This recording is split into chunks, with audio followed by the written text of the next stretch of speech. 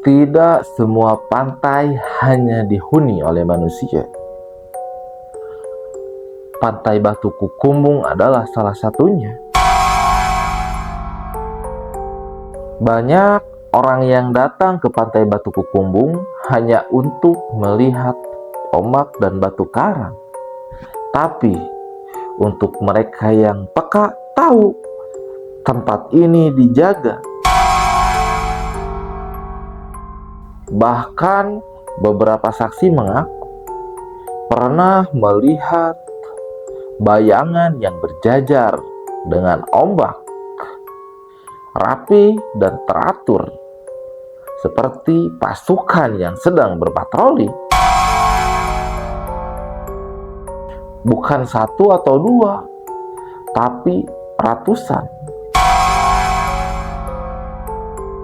Ada yang mendengar suara langkah tanpa wujud.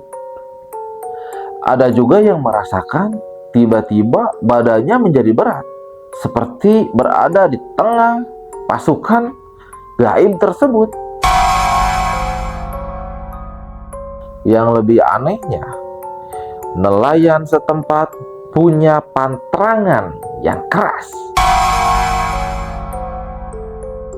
seperti jangan bersikap sembarangan, jangan menantang, bahkan setelah menjelang matahari terbenam, jangan menyebut suatu nama tertentu. Konon, Pantai Batu Kukumbung bukan sekedar tempat, tapi markas besar pasukan gaib sejak ratusan tahun yang lalu. Di video kali ini, kita akan mengungkap cerita-cerita yang jarang diungkap ke publik. Bahkan saya sendiri mengalaminya. Tonton videonya sampai akhir biar kalian tahu kisahnya seperti apa.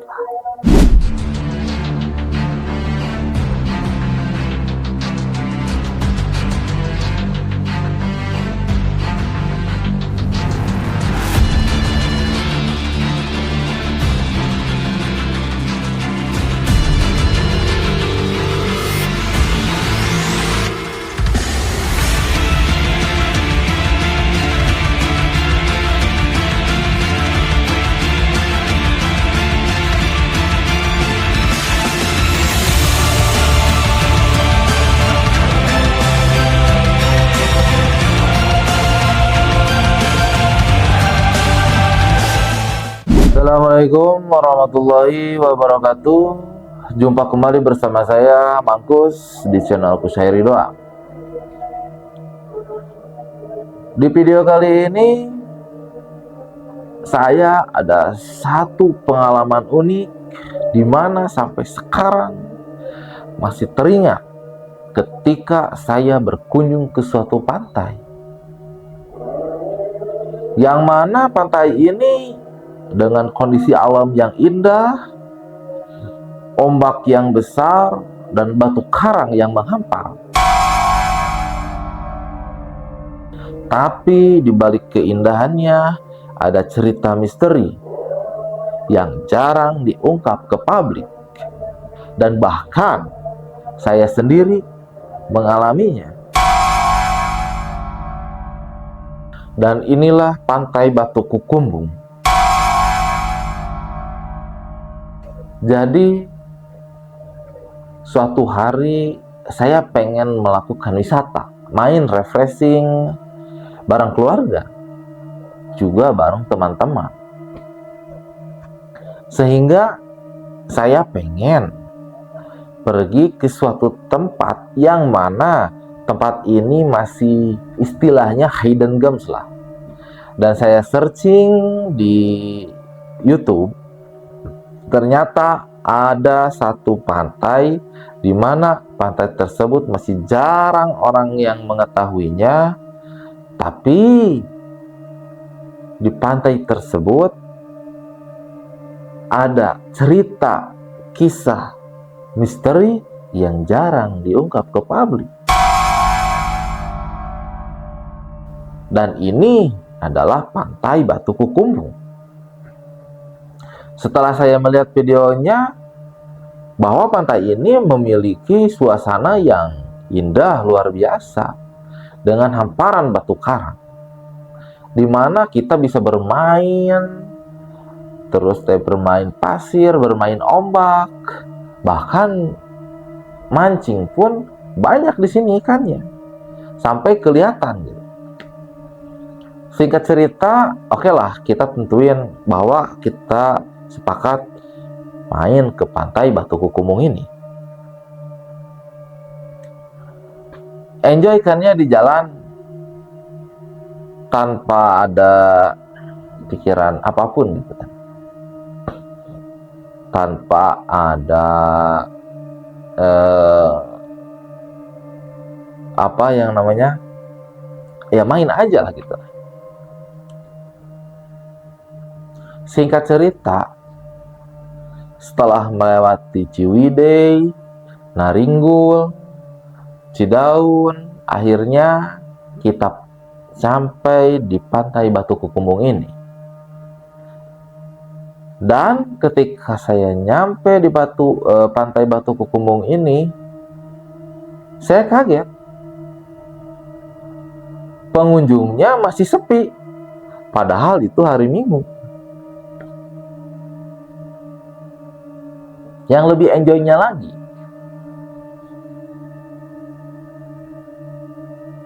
pantai ini gratis. Bahkan tidak dipungut parkir atau biaya masuk. Karena belum hype ya. Belum viral. Kita parkir di depan warung dan kita izin ke yang punya warung, izin parkir. Terus kita berjalan ke pantainya, terus kita seperti biasa ngampar karpet dan ngampar samak lah ya. Nah, di situ kita istirahat sejenak sebelum kita main. Tetapi setelah kita makan, kok hati ini penasaran ya. Saya pengen main ke arah apa ya, banyak lah ya karang-karang, cirinya karang-karang. Saya pengen menyusuri karang-karang ini. Bersama teman saya ini, saya putuskan untuk menyusuri pantai ini. Bahkan di videonya ada, bisa teman-teman cari dengan keyword Pantai Batu Kukumbung ya. Pasti ada di situ. Saya sama teman saya melakukan vlog di situ ada. Singkat cerita, saya bikin video vlog di situ bahwa tempat ini suasananya seperti ini, kondisi pantainya seperti apa, saya jelasin di situ hingga saya sampai ke suatu tempat di mana tempat ini berbentuk batu, tapi bentuk batunya ini yang unik. Batunya ini berbentuk seperti kursi. Dan batu ini seperti dikelilingi sama apa ya, singgasana lah, seperti singgasana seperti itu ya. Kayak singgasana gitu kan. Soalnya batu beda sama batu-batu karang yang ada di bawah. Ini mah di luhur gitu. Seperti singgasana aja. Hingga saya penasaran. Bersama teman saya, setelah diskusi ya, kita coba yuk naik, kata saya. Tapi hati itu, kalau istilah Sunda mah ngageber, namanya ngageber, ada getaran-getaran alam sana gitu, energi gaib itu kerasa gitu. Kok gini ya, kata saya. Tapi rasa itu dikalahkan dengan penasaran, rasa penasaran. Saya putuskan untuk menaiki batu ini. Setelah saya naiki, apa yang terjadi? Satu langkah saya masuk ke area tersebut, badan ini terasa gempa. Coba kita naik ke atasnya. Bismillahirrahmanirrahim. Nah, ini nih. Konon katanya di sini Eyang Prabu Siliwangi itu di sini pernah berajus asa oyag anjir. Aing oyag kayak jika gempa.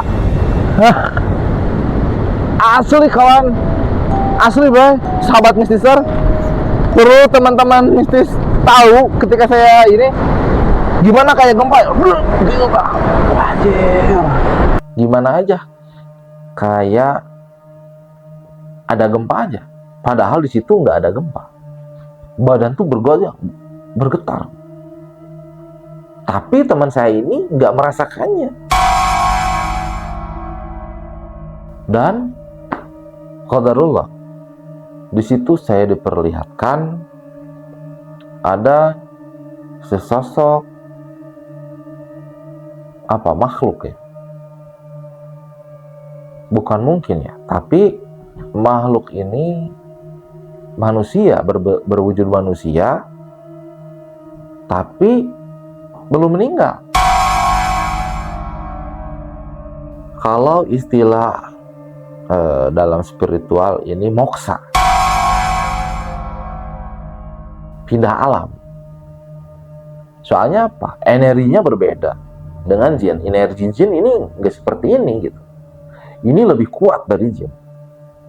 Ya yang namanya gabungan ya antara manusia dan jin, ya aduh, luar biasa ini energinya atas. Sampai saya penasaran, saya foto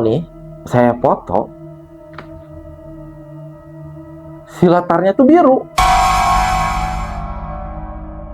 tapi daerah si batu ininya aja gitu, di luar batu itu mah nggak biru. Aneh.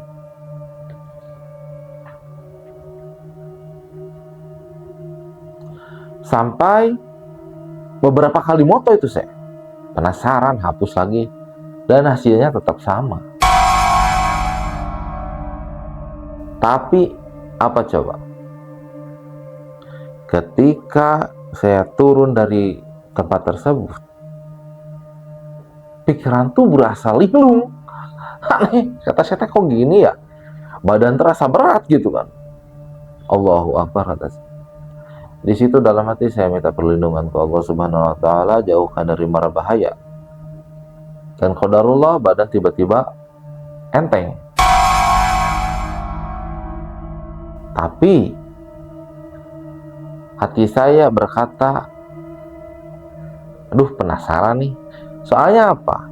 Di tempat batu tersebut, di seberangnya ada sebuah jalan setapak masuk. Saya penasaran, pengen masuk ke sana. Ketika saya mau masuk, sesuatu terjadi kepada diri saya.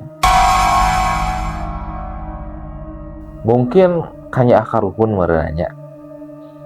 Tiba-tiba badan ini berhenti, seakan memaku, nge-freeze gitu ya. Tiba-tiba beku aja. Dan terdengar suara, jangan ke sana, katanya. Itu bukan bagian kamu. Ternyata masih ada tempat mistis. Nah, saya penasaran kan dalam hati, kok bisa gitu. Singkat cerita, karena udah terdengar ada suara larangan seperti itu, saya nggak berani ya. Singkat cerita, saya kembali ke tempat. Soalnya agak jauh nih, kondisinya agak jauh. Dan di situ saya ngobrol sama teman-teman, ya seperti biasa lah. Saya udah lupa lah kejadian yang saat nge-vlog itu di tempat tersebut. Saya lupa.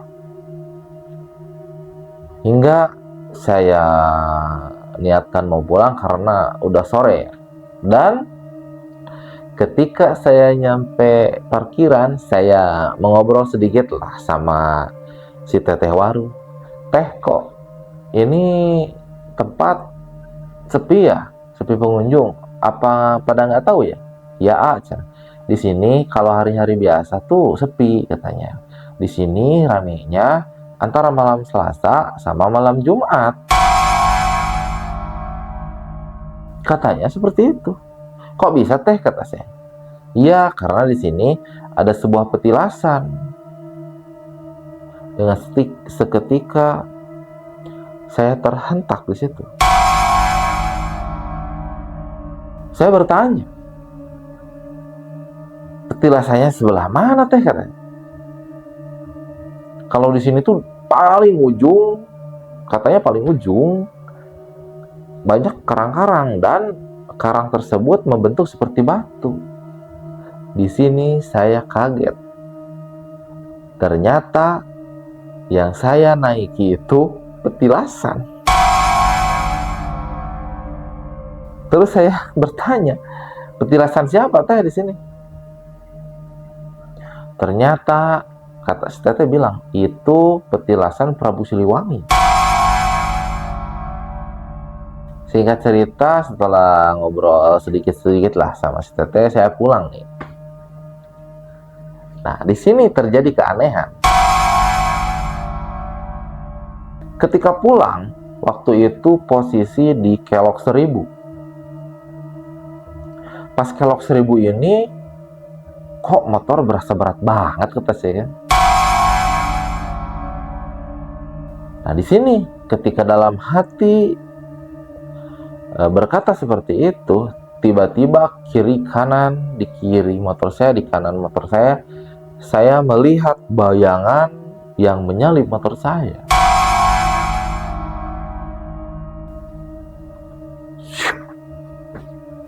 Suara lewatnya tuh sama saya kedengeran. Mencek saudara mah ngahiuk nanti gitu kan, ngahiuk angin, siau, gitu kan, kedengeran.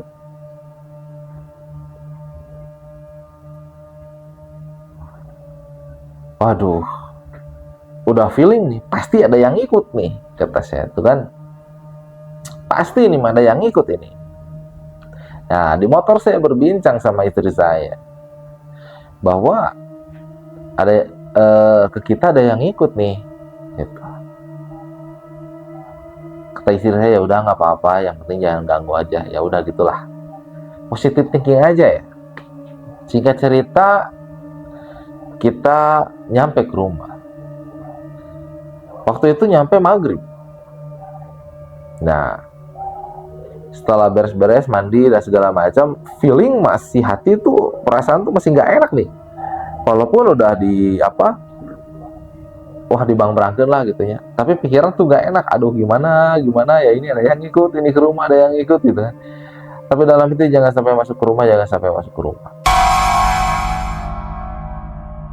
Setelah kita beres mandi dan segala macam, bebersih, saya tidur. Nah, ketika tidur ini masih nggak nyenyak nih, keringasan gitu kan, pengen nahon gitu kan. Ya udah, dalam hati saya berdoa, baca Fatihah, baca ayat kursi dan segala macam, dan akhirnya saya tidur. Tetapi di sini mulai keanehannya. Ketika bangun pas pagi hari, ibu saya bercerita bahwa di luar seperti banyak orang, katanya, seperti mau tawuran. Riuhnya itu, wah, gandeng gitu lah, mencek iya mah gandeng gitunya. Sunda nama riuh lah, seperti banyak orang mau demonstrasi atau apa gitu. Tapi ibu saya di situ feelingnya kuat. Dia dengerin terus, takutnya beneran itu orang gitu. Dengan waktu yang lumayan cukup lama, itu dari jam 1 sampai jam 1 lebih 15 menit. Setelah didengerin cukup lama, ya takutnya orang aneh-aneh kan ya. Setelah 15 menit kemudian, berganti. Suara riuh ini tiba-tiba menghilang. Dan apa yang terjadi? Seketika ada yang mengetuk pintu rumah. Tok tok tok tok, sambil bilang, "Assalamualaikum, Assalamualaikum, Assalamualaikum," sampai 3 kali dengan suara yang berat. Nyebut Assalamualaikumnya tuh kan berat banget gitu, kayak orang tinggi besar. Nah, di sini ibu saya feeling, wah ini bukan manusia. Pas pagi harinya, ketika ibu saya bercerita dan saya pun menceritakan bahwa itu adalah pasukan dari Pantai Batu Kukumbung yang ikut ke saya. Ya biarinlah, kata saya ya. Yang penting nggak ganggu. Pokoknya saya nggak maulah keikutan. Tapi apa yang terjadi? Dia maksa masuk. Dia pengen diakui, dia pengen diurus sama saya. Kenapa saya menyimpulkan seperti itu? Ya dia datang, dia ngomong sendiri. Bahkan ketika si Panglima ini datang dan ikut ke saya, motor terasa berat, emosional luar biasa. Bahkan yang saya aneh, ketika ngelihat orang tuh kelihatannya tuh kecil gitu kan. Kok kata saya, ngelihat orang tuh jadi kecil-kecil amat sih. Nah ini ya, yo, berarti dia ngikut dengan kekuatan energi gaib yang luar biasa. Bahkan terus terang, sampai saat ini juga ada buat para IndiHome di rumah yang tahu, yang ngelihat. Sekarang beliau ada di pinggir saya ini, sebelah kanan saya. Nah singkat cerita, ya udahlah, saya teh, mungkin ini bagian saya. Yang penting jangan ganggu, jangan buat keluarga saya sakit. Ya udahlah, biarin. Kalau dia mau ngebantu ya silahkan. Saya. Buat teman-teman yang main ke pantai, makanya harus tahu situasi kondisi pantai tersebut, harus tahu sejarahnya dulu. Kalau ada sesuatu yang dilarang, jangan dilanggar. Ya mungkin saya karena ketidaktahuan waktu itu, ya udahlah. Mungkin segitu dulu karena durasi. Ya, sebenarnya masih panjang ini ceritanya. Ada energi yang saya rasakan yang luar biasa. Panjang lah kalau diceritain ya. Durasi. Mungkin segitu dulu pengalaman kisah nyata yang saya alami ketika saya main ke Pantai Batu Kukumbung. Buat teman-teman yang mengalami kisah serupa dengan saya, coba komen-komen di bawah lah ya. Komen-komen di bawah yang pernah mengalami kejadian mistis ketika berkunjung ke suatu tempat. Segini dulu pembahasan dari saya tentang pasukan gaib dari Pantai Batu Kukumbung. Maaf kata apabila ada pemaparan yang kurang tepat, tapi inilah yang saya rasakan. Maaf apabila ada kata-kata yang kurang berkenan di hati para netizen sealam dunia yang menonton video ini. Karena kesalahan datang dari pribadi saya, kebenaran hak milik Allah Subhanahu wa Ta'ala. Akhir kalam, assalamualaikum warahmatullahi wabarakatuh. See you next video. Bye.